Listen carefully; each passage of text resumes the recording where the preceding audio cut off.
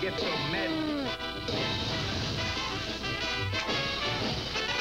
But in the paper, it must be true.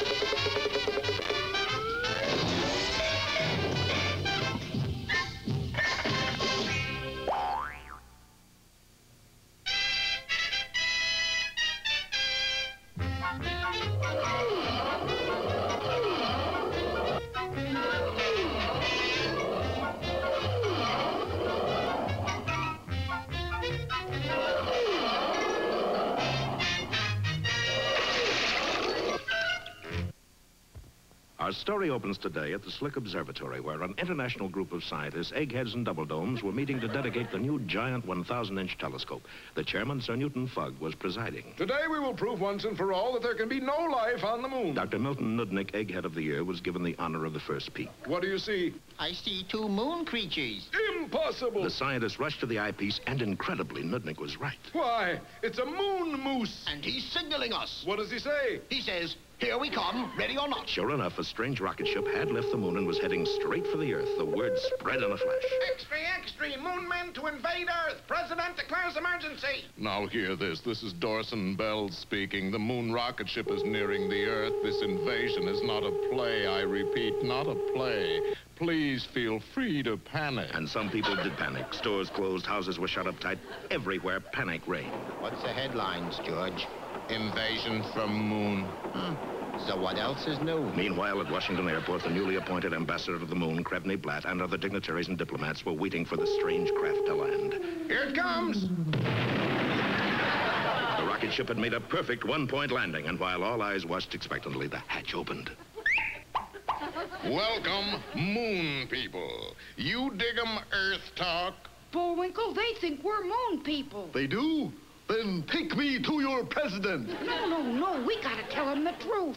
Gentlemen, I'm Rocky the Flying Squirrel. And I'm Bullwinkle the moose. And we're both from Frostbite Falls, Minnesota. Minnesota? You mean you've been to the moon and back? Why, they've discovered a great new rocket fuel. And so to a hero's acclaim, our adventurers told their strange and incredible story. It seemed that just days before, in their little house in Frostbite Falls, Bullwinkle had been baking a quick-rising cake according to his grandmother's old recipe. But the first layer had risen a little faster than they'd expected. And the next thing they knew, the stove had been blown clear to the moon. Well, they had to get it back. Sure, we still owe 2 payments on it. And so the boys put together their version of a spaceship and used the second layer of that extraordinary cake to propel them to the moon. And the third layer blasted us back. That cake batter must be a revolutionary rocket fuel. My boy, you must make more of that cake for your government. Bullwinkle, you're gonna be a famous scientist. Well, after all, I am a graduate of MIT, the Moose Institute of Toe Dancing. Unfortunately, our boys wouldn't have been so happy had they overheard 2 notorious spies. You hear, Natasha? First get the formula and then kill the moose or vice versa. And so a short while later, the new director of guided mousels was interrupted by... Hello, you great, big, wonderful moose. Why, that's right neighborly of you. You will give me Grandmama's recipe? What for? Well, I hope to be a grandmama myself someday. I'd love to, but in the explosion, I only saved half my recipe. I know how much, but not what of. Natasha's friend then did a very unneighborly thing. Darling, will you please hold this package for me? Well, I'd planned to leave in a couple of minutes. Don't worry, you will. Sounds like a clock. Bullwinkle's steel trap mind had done it again. It was a clock, only attached to 14 sticks of dynamite, and it was wired to go off in 30 seconds. Don't miss tomorrow's exciting episode, Bullwinkle's Ride, or Goodbye, Darling.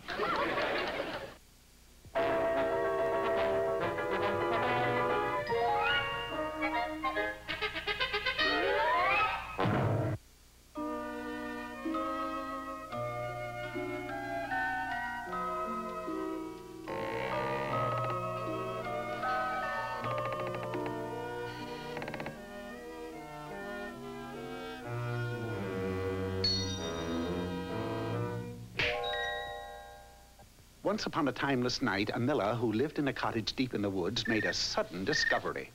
Who are you? I am your daughter, dear Daddy Miller. A day or so later, the miller was again astounded.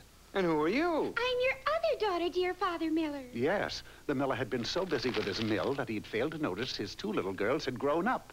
They were named Slow White and Nose Red, and for a very good reason. Is that the bucket of water I asked you to fetch last summer, Slow White? Indeed it is. Well, it's frozen over. Oh, my, but you're slow. As for Nose Red, she had an irresistible hunger for apples, and after consuming an orchard full, her nose turned red. Is that a basket full of apples you have there, Daddy? My, but you're nosy. The girls, despite their shortcomings, were as sweet and gentle as the days were long. Oh, look at that poor bear sleeping in the mud. Let us take him home and give him sucker. You mean a lollipop? No, some aid and comfort. Don't bother to fix my dinner, children. I've been working hard down by the old mill stream, and I'm too tired to eat or sing it. We may be as sweet and gentle as the days are long, but we forgot to tell Father we put the bear in his bed. Well, he likes surprises. Not this one, he didn't. That night, the miller slept in the mud, and at breakfast the following morning. Daddy, that mud did wonders for you. Yes, your acne is completely gone. So is my sense of humor. Daddy seems upset about something. Maybe it's the mud. It took a bit of doing, but the miller eventually became adjusted to his daughter's unconventional habits. That is, until one day... Slow and Nose, you have made a lifelong friend out of every animal in the forest. And in the 11 western states, too, I might add. Each day they come to our door for food, and you give it to them. They've been doing this for 3 years, and now we're broke. But we must continue to feed the poor creatures. What with? We're out of food. Well, how about giving them sucker? Well, we're out of them, too, even though there is one born every minute. I'll tell you what. I'll make you a package deal. You girls get married, send me money, and I'll see to it the animals are fed. That's a wonderful idea, dear Daddy Miller. Without any further ado, Slow White and Nose Red set off for the nearby village. But although the village was only a half a mile away, it took them a year and a half to get there, due to the fact that Slow White was so slow and Nose Red climbed every apple tree they passed. Then, too, the lights were against them. Everything worked out for the best, however, for when they did arrive, the annual bachelor's ball was in progress. Do my eyes deceive me? Look at those two stunning creatures. Gad, they're beautiful. How true. The most beautiful girls at the dance. They were the most beautiful girls at the dance, mainly because they were the only girls at the dance. Pardon us, fair maidens. But would you care to trip the light fantastic? We'd rather dance. You have to give the girls credit. At least they tried, but in vain, for although Nose Red was light on her feet, the light of her red nose blinded her partner, causing him to crash into the wall. Slow White, on the other hand, was slower than usual, and by the time she lifted her foot to take the first step, the music was over, and so was the ball. Don't cry, Slow White. We'll find husbands. That's not why I'm crying. You're standing on my foot. But luck was with them, for the very next day was the day of the annual bachelor's picnic. Just as before, they were the most attractive girls at the gathering, and for the same reason as before. I shall do the cooking. Slow White turned on the gas stove and struck the match 45 minutes later. Well, your troubles are over. Go to this address. Inside the cottage, you will meet two brothers who are your perfect match. Oh, Mr. Marriage Counselor, how can we thank you? With money. Snow White and Nose Red scuttled off, their miller's daughter's hearts beating in wild anticipation. I hope this doesn't turn out to be another fiasco. You'll be happy to know that everything turned out perfectly. For you see, Slow White knocked on the door of the cottage, and it didn't open until 2 years later. Oh, my, but you're slow. And you, fair maiden, are my true love. Yes, Slow White had met someone even slower than she. And Nose Red, well, the other brother was a strapping, handsome brute. He had one slight blemish, a green nose. I'm Irish, you know. Oh, this, too, was a dream match, for when you get a green nose and a red nose, well, it's Christmas every day. Slow White and Nose Red lived happily ever after. I wish I could say the same for their father. I'm not a father, actually. I'm a mudder.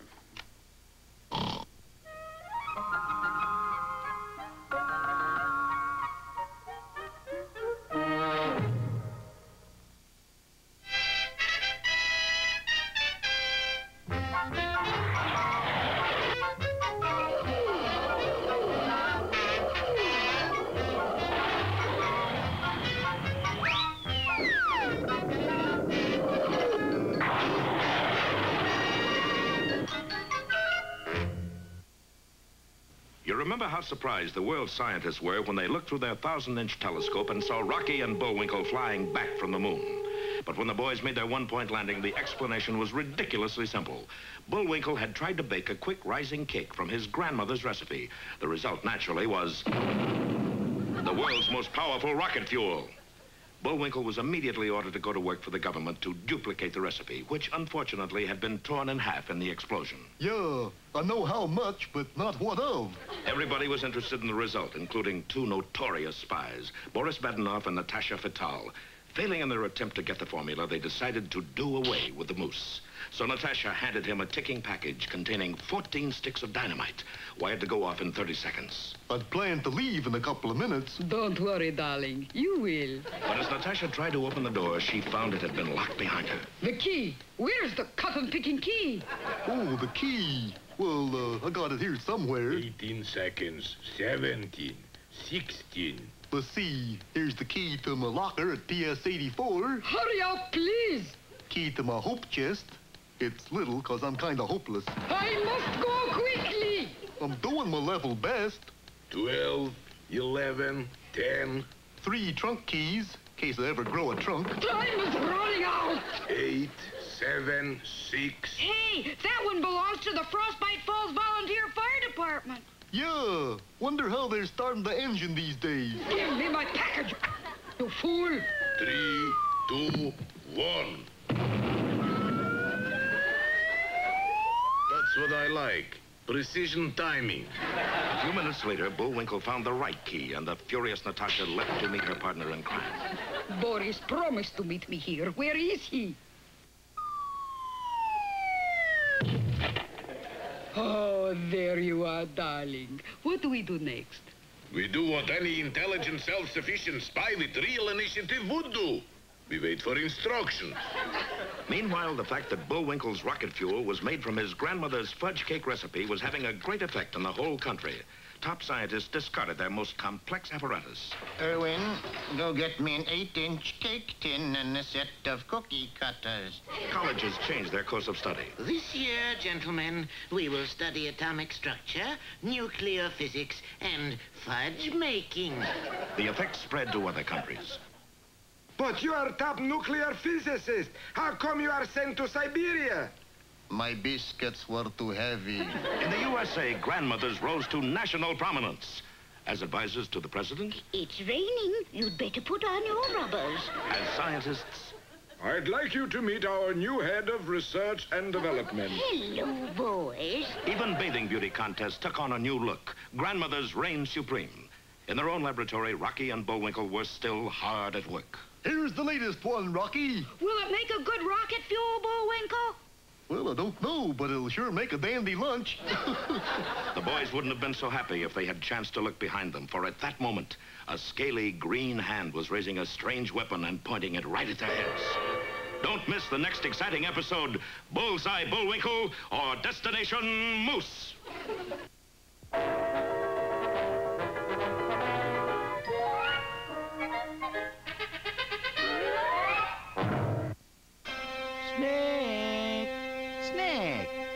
Good Snick. This week on Snick, get yourself a front row seat. Snick is going live with the 6th Annual Kids' Choice Awards. There'll be live music from Chris Cross and Joe Public, live stars, performances by the Roundhouse Kids, and to explain it all, Clarissa live. Then get flipped out and totally psyched up for more Roundhouse back at the Roundhouse. So take a seat on the big orange couch and Snick. This Saturday night, starting at 8, 7 Central on Nickelodeon. We're gonna go to a party here in the sea. To my undersea party. And dance the swim with me. Undersea party, Ariel, teach me the swim. You got the fashion pin. And you comb me hair. See her party pink and shimmering. Arista, love your skirt. Here in the sea. Now you can be part of her world. Undersea party, Ariel. Arista and other dolls in fashion sold separately. Ariel, Disney's The Little Mermaid. All I wanted was a big bowl of Kellogg's Cinnamon Mini Buns. But is this my last swirl of sweet cinnamon? Maybe not. Save some for me, Jimmy! There's a cyclone of cinnamon in every bowl of Kellogg's Cinnamon Mini Buns, part of this complete breakfast. Glad you could drop in, CB. Don't just sit there. Pass the milk. How do you cure boredom? With board games! Mini Clue Jr. Out of Control and Sorry. Free on specially marked boxes of Kellogg's Cinnamon Mini Buns. And the players are taking the field for Frog Soccer. And the ball's in play. Terrific. Slam it in! Win, win! A scissor kick. He scores! The ball is bouncing from frog to frog to frog to frog. He's leaping for it. Perfect. He takes fancy frog work. Amazing. Hot shot, the hot shot. We have a new champion. Frog Soccer. What a game. Now here's our own tribute to the arts, Bullwinkle's Corner. Hello there. Today's poem is called My Shadow. Okay, Rock. Thank you. I have a little shadow that goes in and out with me, and what can be the use of him is more than I can see.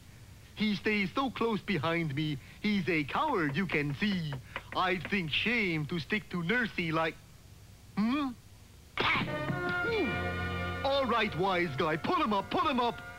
Anytime a dang busted shadow gets flipped with me... Ooh! Okay, you've been asking for it.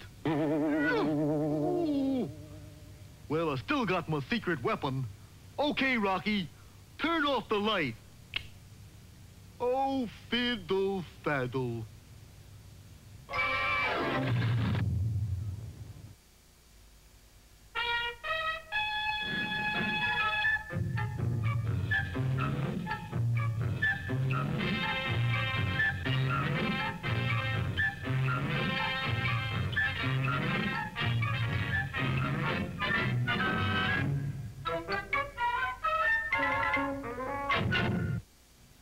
Peabody here. Sherman and I have a date with Florence. Florence who, Mr. Peabody? Florence, Italy, Sherman. Today, the Wayback Machine will take us back to the year 1506 to a small studio in Florence, where we'll visit that great genius of the Renaissance, Leonardo da Vinci. It was child's play for the way back to teleport us into the 16th century. Before we knew it, we were standing before the master painter as he applied the finishing touches to one of his creations. All done. That's the best picture I'm drawing all week. Another masterpiece, Leonardo? You betcha, Boots. Here, take a look. Do not disturb. Is this what you painted? Sure. You like? It's brilliant. But why are you painting signs? Make a festa buck, that's why. How about a nice out to lunch sign? I'ma do it for you in the future. Thank you, no. I still don't get it, Mr. Da Vinci. Hey, call me Lenny. Well, what I don't understand, Lenny, is how come you're not painting masterpieces? Da Vinci led us into a small alcove. On an easel stood an incomplete portrait. Here's why I'm no painting masterpiece. Last week, a fella come to me, asked me to paint a picture of his wife. She's named Mona Lisa. Mona Lisa? Yes, I've heard of it. Well, the husband say, I'm gotta paint the Mona Lisa with a smile. Only Mona Lisa, she no got a smile. That's why I no finish the picture. Paint the signs instead. I was about to ask why Mona Lisa wouldn't smile when the door opened and in came the subject herself. That's a Mona Lisa. Hey, Mon, smile for the guys. I studied that classic face. She tried her best to smile.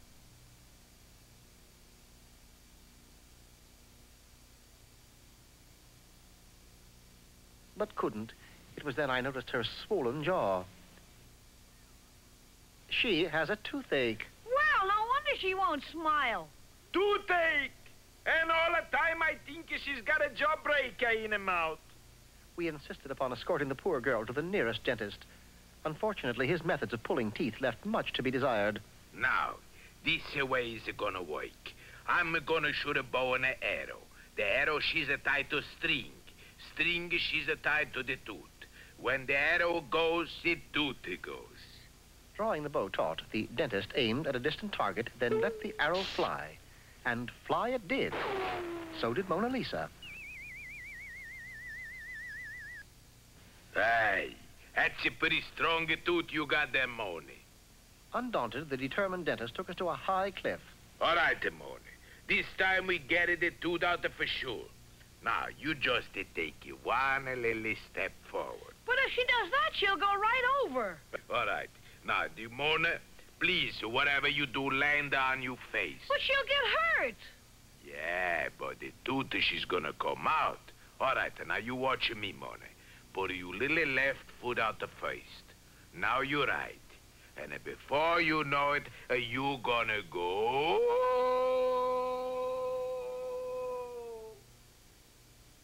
Well, there goes our last hope. Not our last, Chairman. It simply means we'll take matters into our own hands. You have something in mind, Mr. Peabody? Yes. Lunch. Lunch? Lunch. We adjourned to a neighborhood pizza parlor and consumed 3 well-done pies. That was delicious, Mr. Peabody. But what are we going to do about Mona Lisa's toothache? I think we'll find it's better now, Sherman. Let's go back to Da Vinci's studio. Hey, the picture's all done. What do you think? I like it. I do, too. I wish I did. But that half a smile, she's a bother me. Somehow I have a feeling, Mr. Da Vinci, that half smile will be the making of this portrait. Hey, you crazy? No, I mean it. I don't understand, Mr. Peabody. How come she's only wearing half a smile? Those pizzas we had for lunch, Sherman. You see, I reasoned that some consistent chewing would loosen her tooth sufficiently to cause it to fall out. Unfortunately, it was a front tooth that bothered her. Oh, well, half a smile is better than none.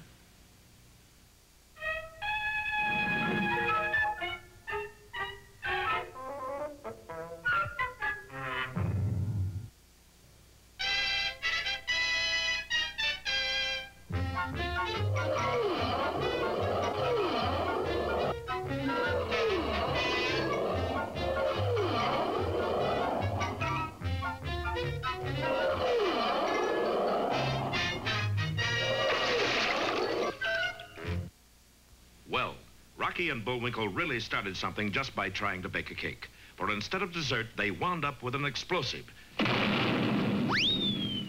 that blew their stove clean to the moon. The nation was astounded. That cake batter must be a revolutionary rocket fuel. Grandma called it fudge cake. Bullwinkle was immediately made director of guided mousses, and he and Rocky set out to duplicate the recipe, which unfortunately had been torn in half by the explosion. But apparently not everybody wanted them to succeed. For when we left them last time, a scaly green hand was raising a sinister weapon and pointing it right at their heads. Hokey smoke, Bullwinkle. Look there. Now, Kidney? Not now, Clyde. Why not? I haven't scrooched anybody since we've been here. What are they, Rocky? I don't know. I've never seen anything like them. Maybe they're congressmen. Who are you? Put your hands over your head, please, and no sudden moves. Clyde here is very nervous. Yes, especially in this finger. Yeah, that's the worst one, too. What do you fellas want, anyway? Yeah, and how come the funny suits? Funny suits? They're out of this world. You're so right. I am? Yes. We're from the moon. The moon? Yes, and if there's one thing we don't want, it's an invasion from Earth. Especially an invasion of tourists. We lead such a quiet life on the moon.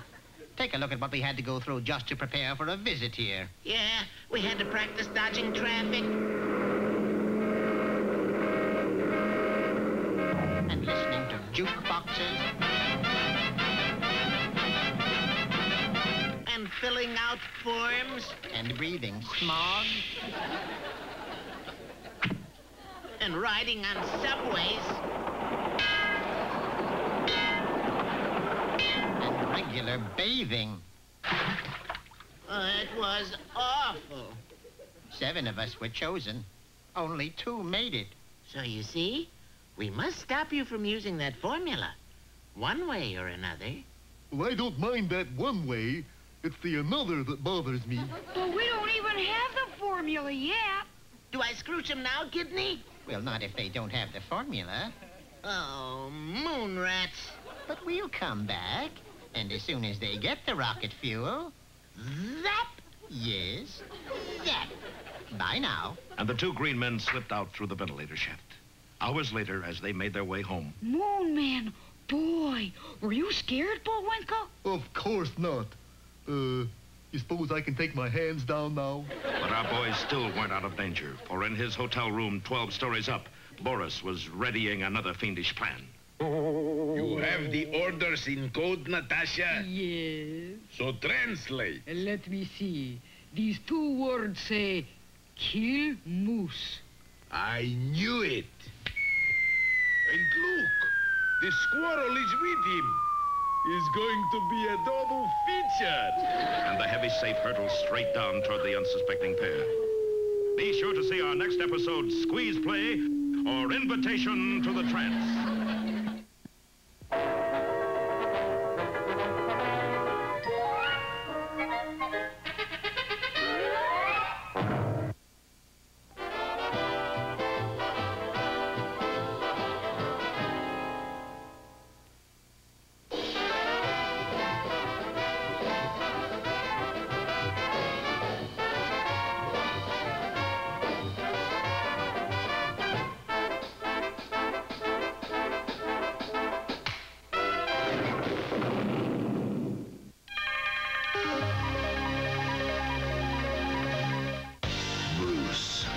In his first televised concert ever, an unprecedented performance. Only on MTV. There's a new leader in the White House. I represent real hope for change. But can the Clinton administration bring about this change? We must